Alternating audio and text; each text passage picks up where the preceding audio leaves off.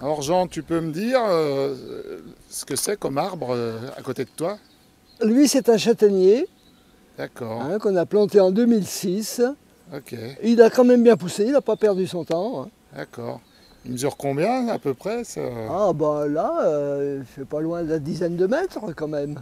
C'est tout des châtaigniers là que Euh, t'as. Il y a toute une demi-rangée de châtaigniers et ensuite ce sont des noyers. Les gens peuvent se balader quand même. D'accord. Et il y a toute la forêt domaniale qui est quand même. Et le but, c'est que ça soit accessible aux gens, quoi. Ah, tout à fait, c'est fait D'accord, pour les gens. À la saison des châtaignes, les gens viennent en ramasser et c'est très bien. d'accord. De même pour les noyer, quoi.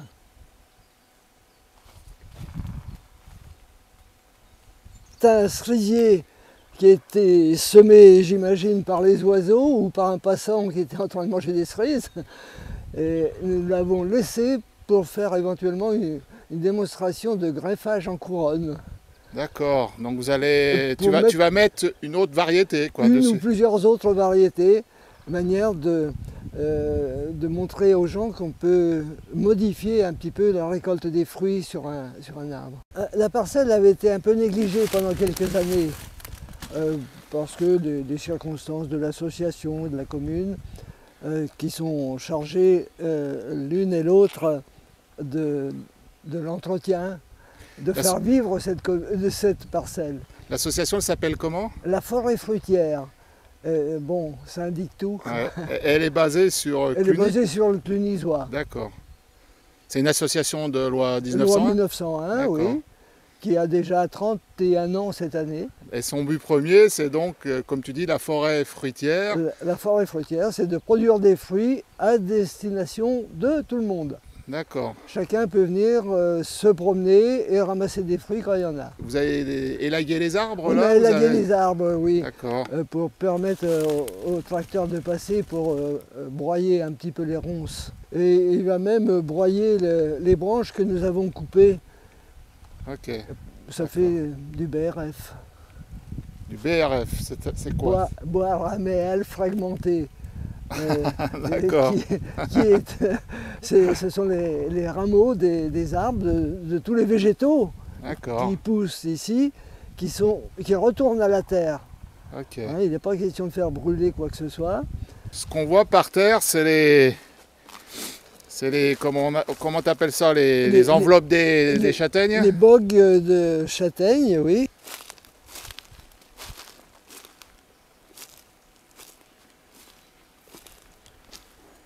Alors là, on est donc devant un noyer. C'était un truc pour protéger? C'était une protection contre la tête des chevreuils qui viennent se gratter sur les jeunes arbres et qu'il faut mourir de cette façon-là. Maintenant, les arbres sont bien plus rigides et ça intéresse moins les chevreuils. Donc c'est pour ça que vous les avez On enlevés? les a enlevés, voilà. Ce noyer qui est devant nous, il a été planté quand En celui-là? 2006 aussi, il a 15 ans. Ils font des noix aussi. Ah, ils font des noix, il y en a quelques-unes là. On les voit, c'est celles qui sont par terre on là. voit des coquilles vides. Parce que les oiseaux sont comme nous. Ah oui, ils sont énormes ces noix. La variété, c'est bijou, ça. D'accord. Bon, comment ça s'appelle à l'intérieur? Le carnot Ouais. n'est pas à la hauteur de la coquille. C'est un peu dommage. Là, on retrouve. C'est bizarre les arbres là, comme ils ont poussé. C'est quoi? C'est comme arbre ça? C'est du cerisier sauvage, quoi. D'accord. Que vous avez laissé aussi. Qu'on a laissé parce que ça meuble. Là, celui-là, il gêne un peu le noyer qui est juste à côté. D'accord. Je ne garantis pas son avenir. Mais ça sera une possibilité de les greffer aussi. De faire au moins des démonstrations de greffe. On voit un noyer là, puis à côté, t'as laissé des arbres là. Oui, il y a des chênes qui ont poussé. Vous laissez aussi des arbres. Un petit peu pour retrouver la forêt. L'ambiance. Il y a quelques charmilles à côté aussi. Ouais. C'est pas un verger professionnel. Traditionnel qu'on peut trouver. Ok. Il faut qu'il y ait une ambiance forestière, quoi. Tout à fait. Vous avez essayé de garder un côté un peu esthétique au verger en laissant là les Ben oui. charmes qui... Ça serait dommage de le couper. Et là on voit, il y a quoi? C'est du hou qui est derrière. Hou, Là. oui. Donc là on arrive au bout de la parcelle et c'est oui. encore des noyers hein, qu'on voit au fond Oui, là. tout à fait. Et puis je vois qu'on les a plantés à peu près. C'est un peu dommage quand même là, oui. En tout cas ils sont jolis, hein. Oui, ils sont jolis. Ils sont sains quoi, il n'y a pas eu de maladie sur les Non, noyers, les rien châtaigniers. Rien de particulier, non. Ça s'est bien passé quoi, il n'y a Tout à pas fait. eu de perte. Non. Là, tu tiens une noix mais ça n'a pas l'air d'être la même que celle qu'on a vue Et c'est pas la précédemment. même variété, non. Il y a eu différentes variétés Au moins 3. sur les noyers et sur les châtaigniers. C'est... 2 sur le châtaignier. Alors devant moi là on a un autre arbre fruitier, tu peux me dire de quoi il s'agit? Là on a un prunier. La variété, bon, je ne me souviens plus et on n'a pas marqué. Ce sont des petits sujets qu'on a donnés chacun, qu'on avait dans nos jardins.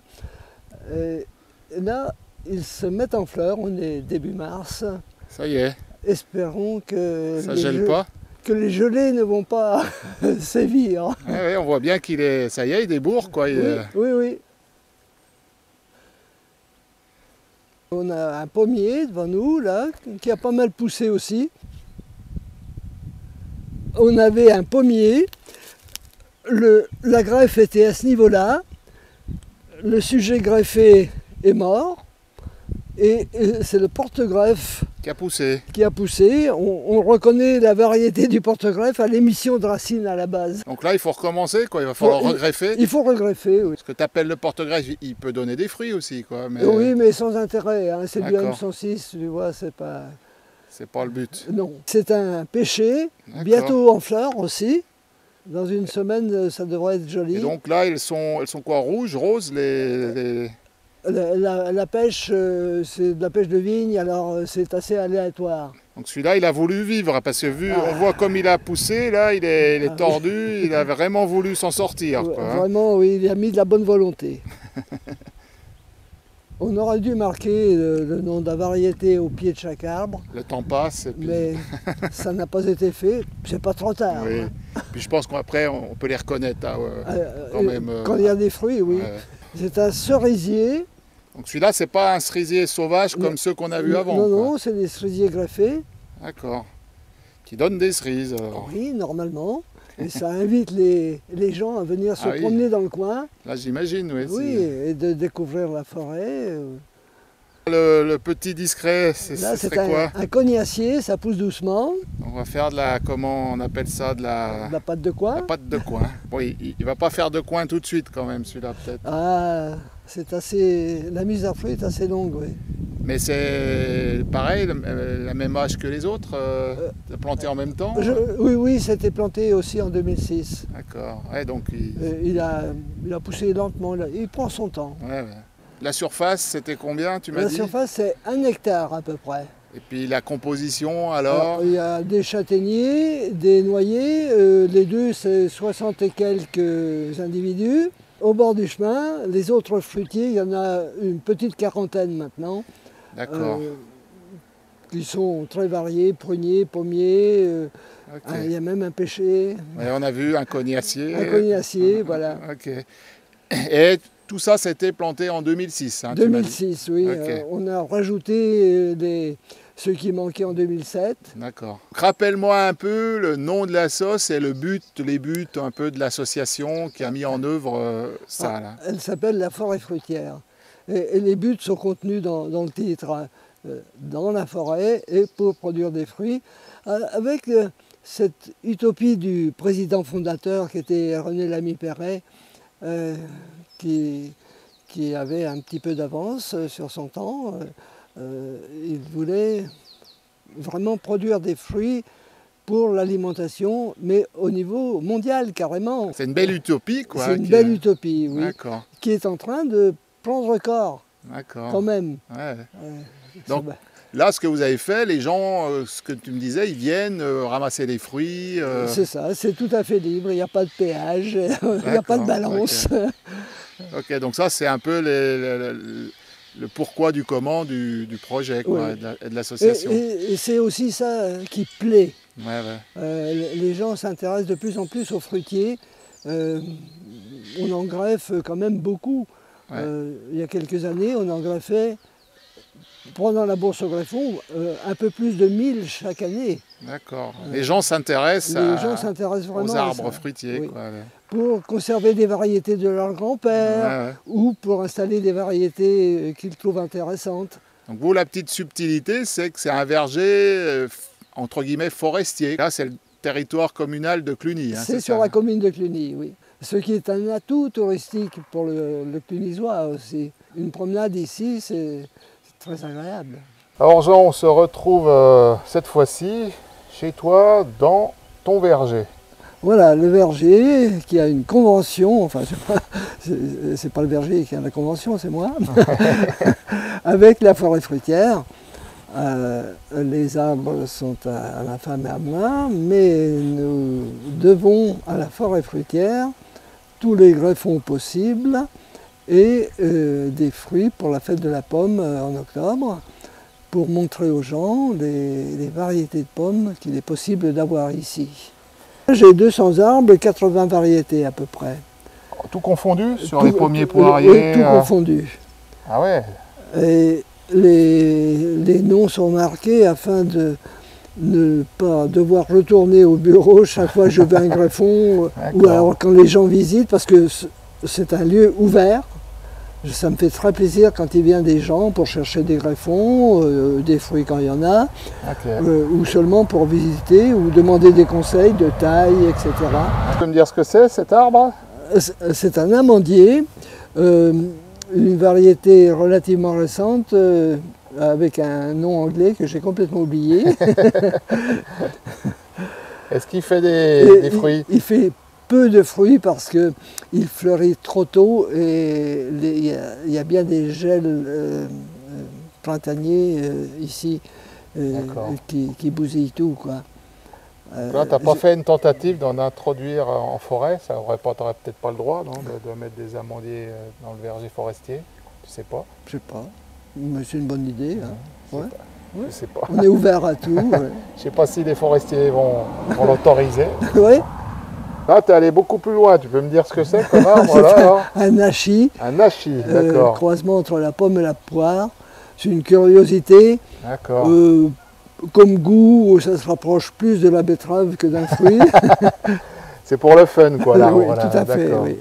Et donc, tu es allé chercher des variétés un peu improbables pour ici. C'est ça, c'est amusant. Voilà. Alors, tu fais quelque chose d'assez particulier aussi dans ton verger. Tu peux nous en dire un peu plus? Oui, on fait ce qu'on appelle maintenant l'agroforesterie. C'est-à-dire tout simplement la culture entre les rangées d'arbres. Mon passé de jardinier me pousse à travailler la terre et à y faire pousser des légumes. D'accord, donc là je vois tu as fumé, là, tu as mis du fumier, oui. Tu vas planter quoi alors dessous? L'année prochaine ce seront des potirons, butternut, muscade de Provence, etc. Entre les pommiers là, quoi, on va dire. Entre les arbres, voilà. Et sinon tu plantes quoi comme légumes? Des patates, des poireaux. Ça marche bien de planter entre les arbres comme ça? Ça marche très bien. D'accord. L'année passée, qui était une année difficile, avec une canicule importante, les plants de patates qui étaient très proches des arbres rendaient plutôt plus que les autres. J'étais surpris. D'accord. Est-ce l'ombre? Je ne sais pas. Donc, donc c'est une technique qui marche bien. D'accord. Qui est intéressante. Ça travaille la terre au pied des arbres. Ils apprécient. Ouais. Donc est-ce que tu penses qu'on va planter des patates en forêt? Ou mettre des courges dans le verger là-bas, non? Qui est en forêt.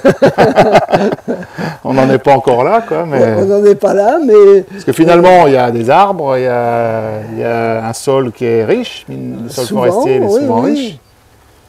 Mais non, c'est pas encore dans les tuyaux, ça. Non. D'accord. Voilà ce que ça donne une greffe. Tu peux la décrire un petit peu? Une greffe toute nouvelle, elle a 2 jours.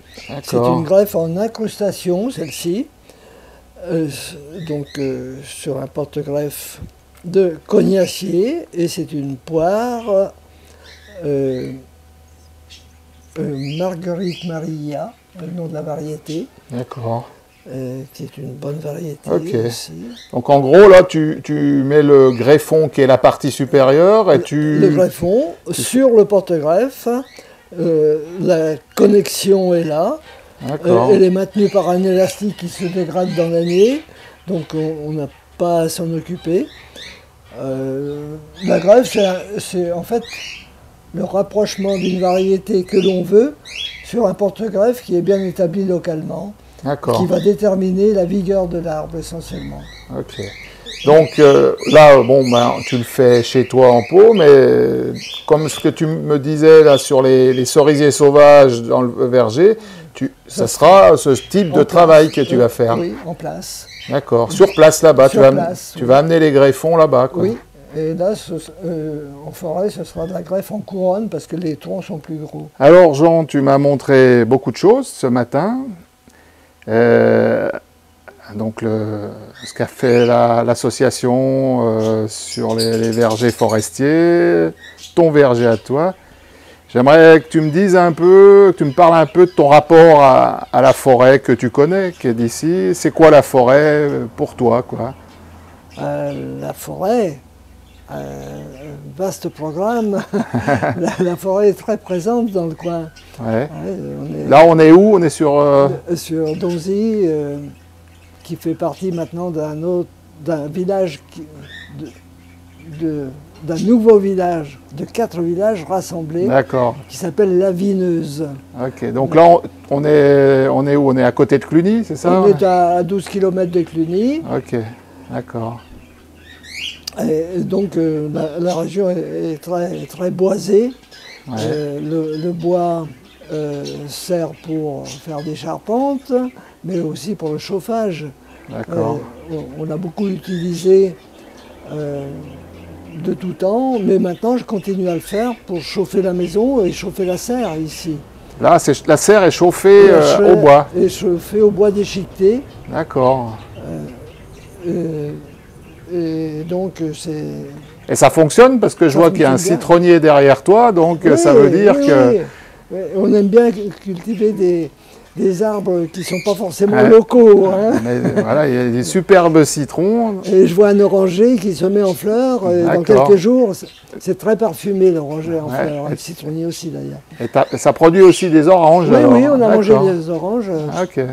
Excellent. Donc le chauffage au bois de la serre, ça fonctionne. Ça fonctionne. Quand j'étais plus jeune, je faisais ce qu'on appelle une coupe à fougère, qui permettait d'alimenter en partie nos besoins en bois. Maintenant, j'achète le bois que je déchiquette quand même moi-même. D'accord,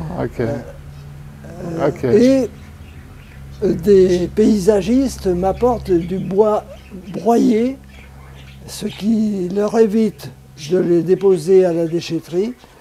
Et il y a des échanges qui se font. Moi, je leur donne des arbres et ils m'apportent du BRF, bois raméal fragmenté, qui sert de paillage au jardin. Ok, d'accord. Eh bien écoute, je te remercie de m'avoir présenté tout ça et puis je te dis à une prochaine alors. Ok.